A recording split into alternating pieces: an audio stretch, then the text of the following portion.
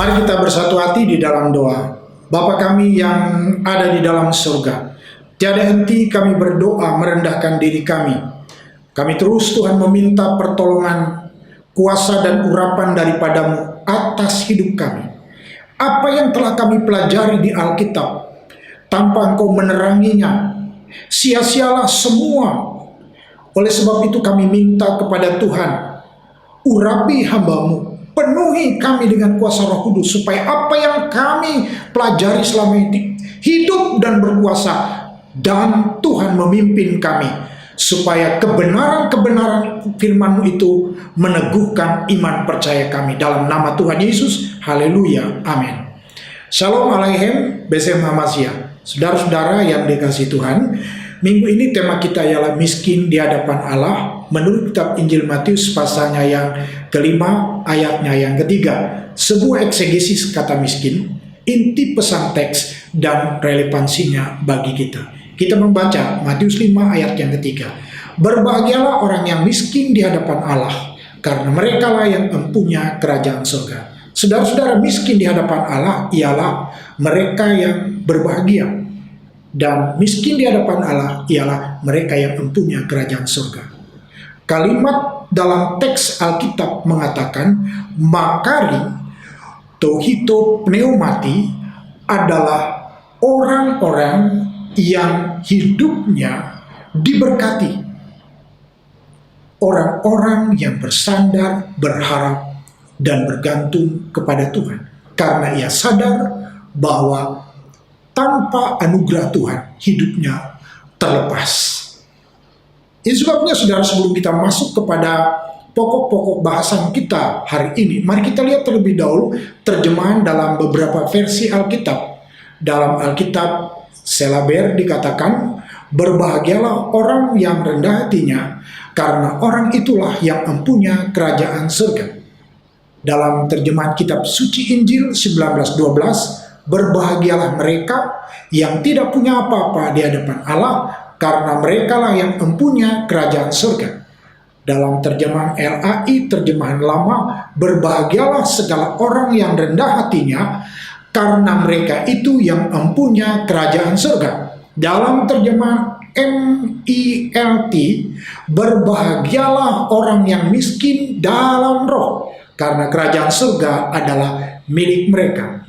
Dalam terjemahan New King James Version dikatakan, blessed are the poor in spirit, for theirs is the kingdom of heaven. Saudara-saudara, dari beberapa terjemahan ini, pertanyaan muncul untuk kita, mengapa Kristus menempatkan orang miskin di hadapan Allah sebagai yang pertama dalam ucapan bahagianya, dalam ucapan makariosnya. Di bukit ini ia berbicara kepada orang tentang siapakah orang yang berbahagia itu. Lalu pertanyaannya, mengapa orang-orang yang miskin di hadapan Allah yang mempunyai kerajaan surga bukan orang-orang yang kaya di hadapan Tuhan? Logika berpikir kita tentu menyatakan bahwa seharusnya orang kaya yang lebih dulu mempunyai. Karena apa? Karena mereka punya kekuatan, punya kemampuan, punya modal, punya power, punya aset, dan segala-galanya. Apapun mereka bisa punya. Oleh karena itu, sabda Kristus di atas bukit ini pasti mengejutkan orang banyak yang mendengarkan dia. Karena ada paradoks yang sangat jelas dalam setiap kalimat-kalimat Kristus ini, di mana Kristus mengucapkan berkat dan kebahagiaan atas mereka yang dianggap tidak beruntung, miskin, dan sangat kekurangan. Matius memaparkan sabda bahagia dalam dua kelompok dalam kitab Injil Matius ini. Pasalnya yang kelima. Kelompok pertama menyangkut orang-orang yang tidak beruntung, tetapi dengan tekanan pada sikap hati mereka. Miskin dalam roh, lemah lembut, lapar, dan haus akan kebenaran. Ketidakberuntungan mereka pada masa kini dikatakan, dikontraskan dengan kelimpahan yang akan mereka terima kelak. Dengan perkataan seperti ini dikatakan akan dihibur, dipuaskan, dan memiliki bumi. Lalu kelompok kedua dengan orang-orang yang baik, yaitu orang yang murah hati, suci hatinya, membawa damai. Dan kemudian saudara-saudara kembali lagi kepada orang yang tidak beruntung, yakni orang-orang yang menderita penganiayaan karena kebenaran. Dalam pasalnya yang kelima ini, kebaikan dan penderitaan mereka itu dikatakan akan dibalas dengan kebaikan yang jauh lebih besar. Dikatakan di situ kan beroleh kemurahan, melihat Allah, disebut anak-anak Allah, menjadi empunya kerajaan surga. Selanjutnya penganiayaan itu pun semakin dikonkretkan dengan dikatakan di situ dicela, difitnah, hal-hal yang jahat. Dan mereka ini disejajarkan dengan derita para nabi pada zaman dahulu. Mereka disebut orang berbahagia karena upahnya besar di surga. Saudara-saudara, kalau kita lihat orang miskin di dalam Alkitab dan dalam kehidupan sehari-hari itu memang biasa. Kita terbiasa melihat orang miskin, bahkan penduduk negeri ini lebih banyak orang miskinnya. Tetapi menjadi luar biasa kalau orang miskin yang terhimpit, aneka kesulitan itu tetap bersikap rendah hati dan berusaha hidup seturut dengan kehendak Allah. Itu yang menjadi luar biasa. Sikap seperti ini adalah sikap dari orang yang memiliki hati nurani yang murni. Artinya begini, kebahagiaan itu, saudara-saudara, dikaitkan dengan mutu manusianya, bukan dengan apa yang dimilikinya. Itu sebabnya mengapa kebahagiaan itu bukan milik orang kaya dan juga bukan milik orang miskin. Kebahagiaan adalah milik Tuhan dan diberikannya kepada orang-orang yang Ia berkenan memberikannya. Saudara-saudara, mari kita mulai masuk dan kita melihat eksegesi dari kata miskin dalam Perjanjian Baru. Secara umum ada dua kata miskin dalam Perjanjian Baru, yaitu penes dan tokos. Penes di dalam Alkitab itu berarti miskin sedemikian rupa sehingga penghasilan sehari-hari buat makan sehari-hari saja. Sedangkan kata tokoi, bentuk jamak dari tokos, berarti mereka yang hidup dari meminta sedekah. Saudara-saudara, orang penes di dalam Alkitab adalah orang yang begitu miskin, sehingga ia mendapat roti atau makanannya itu melalui kerja keras setiap hari. Akan tetapi orang yang tokos adalah orang yang begitu miskin, sehingga ia hanya mendapatkan penghidupannya itu melalui mengemis atau minta sedekah. Orang penes tidak mempunyai apapun secara berlebihan, sedangkan orang yang tokos itu sama sekali tidak mempunyai apapun. Kita dapat melihat perbedaan ini ditunjukkan dalam cerita tentang seorang janda miskin yang memberikan seluruh uangnya kepada Tuhan. Kita baca Lukas 21 ayat 1 sampai 4. Ketika Yesus mengangkat mukanya, ia melihat orang-orang kaya memasukkan persembahan mereka dalam peti persembahan. Ia melihat juga seorang janda miskin memasukkan 2 peser ke dalam peti itu. Lalu ia berkata, "Aku berkata kepadamu, sesungguhnya janda miskin ini memberi lebih daripada semua orang ini. Sebab mereka semua memberi persembahan dari kelimpahannya, tetapi janda ini memberi dari kekurangannya, bahkan ia memberi seluruh nafkahnya." Saudara perhatikan di situ kata miskin di ayat 2 yang baru kita baca. Demikian juga di ayat 3. Perbedaannya, di ayat 2 digunakan kata penikros dan di ayat 3 digunakan kata tokos. Saudara, di ayat 2 sekalipun janda ini miskin, tetapi ia masih mempunyai uang sedikit, yaitu 2 peser. Itu karenanya digunakan kata penikros. Tetapi setelah uangnya dipersembahkan semua, ia sudah tidak mempunyai apa-apa lagi. Sehingga di ayat yang ketiga digunakan kata tokos. Artinya janda ini benar-benar miskin. benar-benar miskin di hadapan Allah dan juga saudara miskin di hadapan manusia. Menurut Kristus di ayat 3 ini, pemberian janda ini adalah sebuah contoh apa artinya miskin di hadapan Allah itu.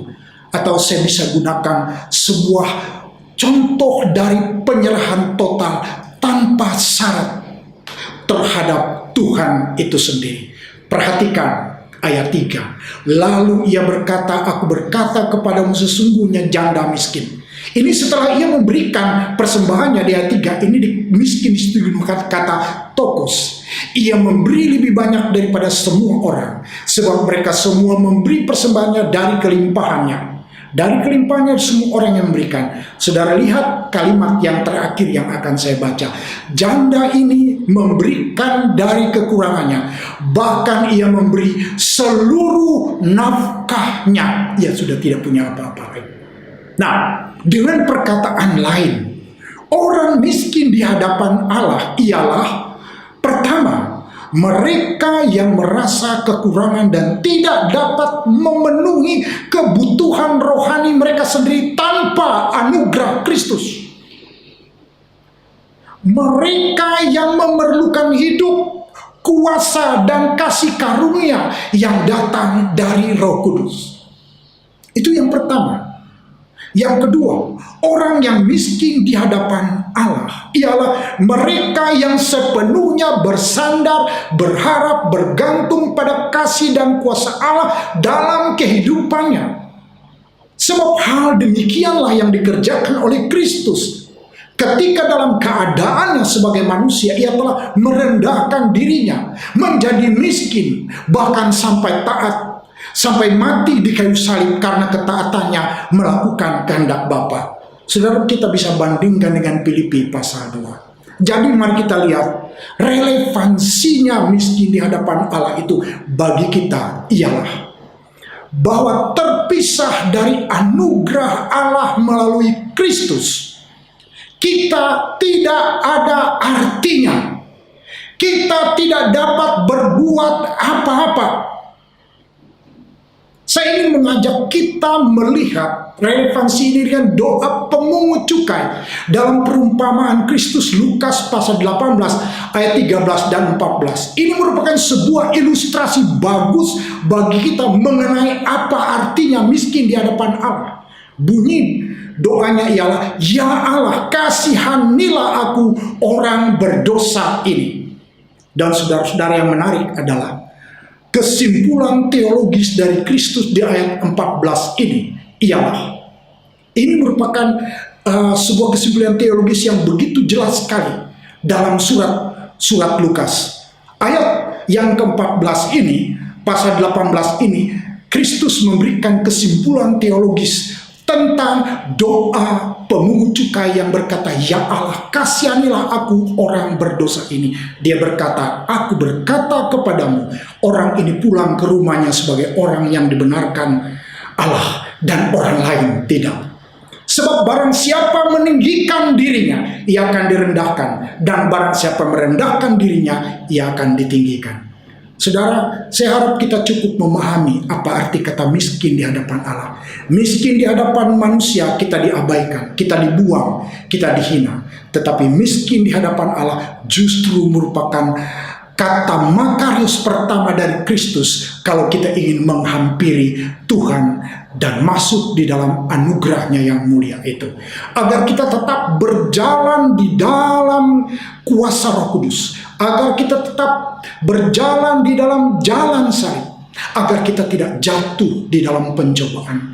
Hanya ada satu cara. Di dalam Alkitab dikatakan itu, berbahagialah orang yang miskin di hadapan Allah. Semoga saudara kita menyadari apa arti hidup kita di hadapan Allah. Tanpa anugerah Kristus dalam hidup kita, kita tidak ada apa-apanya. Mari belajarlah terus bersandar, berharap, bergantung kepada Tuhan dalam seluruh usaha, pekerjaan, pelayanan, kesaksian rumah tangga kita. Sebab kita percaya bahwa Tuhan Allah kita sanggup untuk menolong kita. Amin untuk firman Tuhan. Saudara-saudara, mari kita bersatu hati di dalam doa. Bapa kami yang ada di dalam sorga, yang kami sembah di dalam nama Tuhan Yesus Kristus. Biarlah saat ini kami dijamah oleh kebenaran firman-Mu, dan kami berdoa Tuhan supaya dalam kelemahan kami, dalam setiap kekurangan kami, penyerahan hidup kami, Tuhan bertindak untuk kami. Tuhanlah yang berperkara untuk kami, karena kami juga percaya tangan Tuhan tidak kurang panjang untuk menyelamatkan kami. Telinga-Mu tidak kurang pendengaran. Tuhan sanggup bagi kami dalam nama Tuhan Yesus. Haleluya. Amin.